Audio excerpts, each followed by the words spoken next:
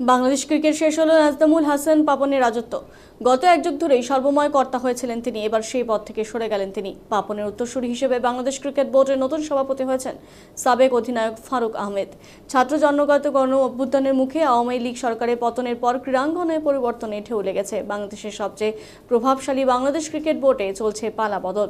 তবে অন্তর্বর্তীকালীন সরকারের যুব এবং ক্রীড়া উপদেষ্টা সাবেক প্রধান নির্বাচক ফারুক আহমেদকে বিসিবি সভাপতি পদে দায়িত্ব গ্রহণের প্রস্তাব দিয়েছিলেন। এরপর থেকেই গত কয়েকদিকে তাকে নিয়ে গুঞ্জন চলছিল। বাংলাদেশ ক্রিকেটের সঙ্গে ফারুক আহমেদের সখ্যতা বেশ আগে থেকেই ছিল। 1993-94 মৌসুমে বাংলাদেশ জাতীয় দলের অধিনায়ক হয়েছিলেন তিনি। খেলোয়াড় জীবনে অলরাউন্ডারের ভূমিকা থাকলেও ব্যাটার হিসেবেই বেশি পরিচিত ছিলেন ফারুক আহমেদ।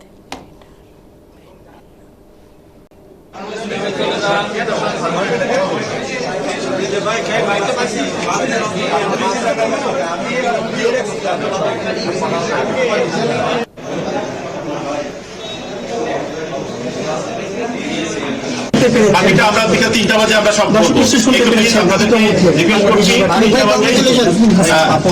বিকেল 3টা বাজে আমাদের প্রেস কনফারেন্স চলে